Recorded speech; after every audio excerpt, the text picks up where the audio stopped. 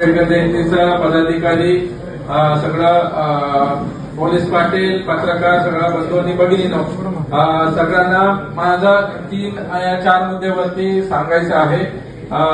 पहिले आहे की जे आंबेडकर जयंती आता मोठ्या प्रमाणामध्ये साजरा होत आहे आणि 14 तारखेला जे जयंती होणार आहे त्याच्यामध्ये ऑलरेडी आम्ही सांगितलंय की तुम्ही एक चांगला मुद्दा मांडणे की ते जयंती शांततेने व्हायला पाहिजे, त्यासाठीच तुम्ही प्रशासनाला सहकार्य करायचं आहे। दुसरा मुद्दा आहे की काही अनधिकृत पुतळा जे बसवले आहे जिल्ह्यामध्ये, या आजही सकाळी मोठीन गावामध्ये जे बाबासाहेबांचा पुतळा बसवले ते कुणीही करू नका। जे आता सांगितले महात्मा फुलेजी यांचा पुतळाचं परमिशन तसं घेतलेले आहे ते मान्य कलेक्टर साहेब त्याच्यावरती निर्णय घेतील। अजूनही कोणालाही बसवायचंय तर तुम्ही अनधिकृत परमिशन घेऊन त्यांनी उद्या सकाळी काही सर्क्युलर काढणार आहे, त्या अनुषंगाने आम्ही तुम्हाला परमिशन देऊ। त्याच्यावरती तुम्ही नाही केले त्याच्यावरती परत कारवाई होईल, गुन्हा दाखल होईल, ते आम्हाला करून देऊन नका। तर खास करून सगळ्यांना विनंती आहे की ह्याचं तुम्ही प्रशासनाला सहकार्य करा। सेकंड आहे की आता जयंती साजरा करताना तुम्ही पुतळा आणतात मंडप बसवतात त्याचं परमिशन आम्ही प्रॉपर सगळ्यांना विस्तार देऊ। आम्ही ह्याच्यासाठी पूर्ण पोलीस प्रशासन सज्ज आहे, कोणालाही मतभेद होणार नाही की कोणालाही रिजेक्ट करणे या तुम्हाला ते नाही हे नाही म्हणून काही होणार नाही, सगळ्यांना रिस्टर परमिशन भेटेल। आणि तिसरा आहे की मिरवणूकचा मिरवणूक जेव्हा तुम्ही काढतात वेगवेगळे लोक वेगवेगळ्या दिवशी मिरवणूक काढतात त्याचा रूट ऑलरेडी ठरलेले असते, पारंपरिक रूट असतात, ते रूट अनुसार तुम्ही करा। ज्यांना रूट बदली करायचे आहे तुम्हाला वेगळा रूट पाहिजे तसं आमच्याकडे लेखी द्या तुम्ही, आमचं कमिटी आहे त्या कमिटीमध्ये आम्ही ते हे सगळं चेक करू। कुठं इश्यू नसलं तर आम्ही त्याच्यासाठी पण परमिशन देऊ, बट आता वेळ कमी आहे, हे 7-8 दिवसात होणार नाही। सगळ्यांना कृपया विनंती आहे की जे तुमचं मागच्या वर्षाचं जे मिरवणूकचा रूट आहे आणि पारंपरिक रूट असतील तिथं आम्ही तुम्हाला परमिशन देऊ, कुठेही कोणाला अडचणी होणार नाही, पोलीस बंदोबस्त पूर्ण असतील, तुमचं जे मिरवणूक असतील तुमचं जे दररोज आरती चालतात, पूजा असते, वंदना असते, त्याच्यामध्ये आमचं पोलीस तिथे येतील, तुमचं सोबत सहकार्य करतील। काही अटीशर्ती असतील म्हटलं तर रात्री कोण थांबायला पाहिजे, सीसीटीव्ही काय लावायला पाहिजे, विटामिन नाही व्हायला पाहिजे, काही कधी काय चोरी होतात, काय मतलब कधी तुम्ही रोड रस्त्यामध्ये बसता ते किती फीट मध्ये बसायला पाहिजे, हे सगळं तुम्हाला क्लॅरिटी ऑलरेडी असते।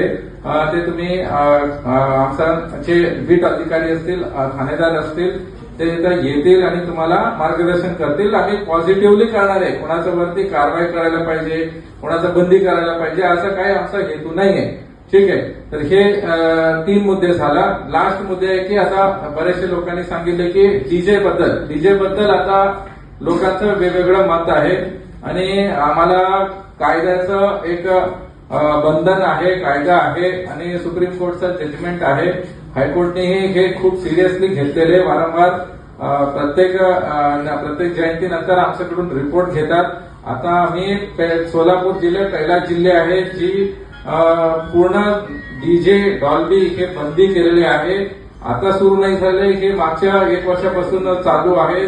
आम्ही गणेशोत्सव पासून हे जे सुरू केलेले आहे, बरेचसे लोकांना पहिले मान्य नव्हतं, बरेचसे लोकांनी सांगितले की नाही आम्हाला 10 वर्षापासून आम्ही करतो, गणेशोत्सव आम्हाला मोठ्या प्रमाणामध्ये करायचं असते।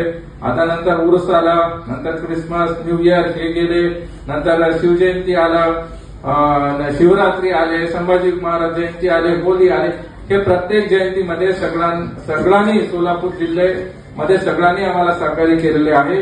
तसंच शहरामध्ये आमचं ग्रामीणमध्ये जे चालू आहे तेच शहरामध्ये पण लागू आहे। तर प्रत्येक जणांना माझं विनंती आहे की हे प्रत्येक महापुरुषाचं जयंतीमध्ये सगळ्यांनी आम्हाला सपोर्ट केले, खास करून कसं सपोर्ट केले की आम्हाला ह्याच्यामध्ये लोकांनी पारंपरिक वाद्य बोलून घेतले. त्यांनी सांगितले डीजे वगैरे नको. त्यांनी सांस्कृतिक कार्यक्रम घेतले. काही लोकांनी वृक्षारोपण केले.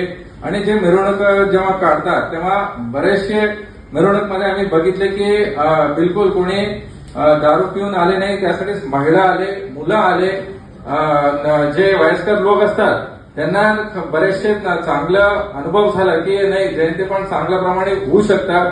डॉक्टर्स चांगल्या प्रमाणे आम्हाला सपोर्ट केले की त्यांनी सांगितले की पहिल्यांदा साहेब ते डीजे बंद दिसते. लोकांना हार्टचा प्रॉब्लेम असतात, तुमचं घरीच मला सिनियर सिटीजन असतात, तुमचे आई वडील असू शकतात, त्यांना काहीतरी हार्ट प्रॉब्लेम असतात, ते कधी कधी बाहेर कुठेतरी पाठवत होते की इथे कुठे डीजे वाजत नाही तिथं आम्ही पाठवून देऊ असं काही लोक सांगत होते. तसंच बरेचशे लोकांनी पॉझिटिव्हली ह्याचं आम्हाला सहकार्य केलेले आहे. तेच तुम्हाला विनंती, आम्ही काही ठिकाणी पोलीस बँड दिले की तुम्हाला पोलीस बँड पाहिजे, त्याचा शोभा असते, त्याचं गाणे चांगले असतात आणि त्याच्यासाठी जे छोटे स्पीकर्स आहेत तरी हे तुम्हालाही सांगतो की आता बिना स्पीकर्स आता बरेचसे तुमचं 200-300 लोक असतात तेव्हा ते काही लोक सांगतात की पाठीमागच्या लोकांना ते ऐकू येत नाही वगैरे. तर ते आम्ही हे धाराशिव मध्ये पण केलेले आहे. ते सगळं रिस्टर परमिशन घेऊन तुम्ही जे छोटे स्पीकर्स आहे ते छोटे स्पीकर्स लावा. तुम्ही बिलकुल ते 1 टॉप 2 टॉप 2 बेस हे सांगून मोठे स्पीकर्स लावतात. आम्ही ते आतमध्ये चेक केले, मोठे डीजे. ते आमचा अनुभव सांगतो, तुमच्याकडून काय अपेक्षा आहे तेही सांगतो. ठीक आहे, तुम्ही ते अनुसार तुम्ही आम्हाला सहकार्य करा. आम्ही कुठं तुमचं मिरवणूक असतील, तुमचं पूजामध्ये, तुमचं ह्याच्यामध्ये आम्ही कुठेही अडथळा आणणार नाही. तुम्हाला काही गुन्हा दाखल करा, ह्यांना हे करा, काही करणार नाही. तुम्ही आम्हाला सहकार्य करा. तुम्ही मला छोटा स्पीकर, एक बेस, एक टॉप, मला ते 70 डेसिबलचा आतमध्ये असायला पाहिजे.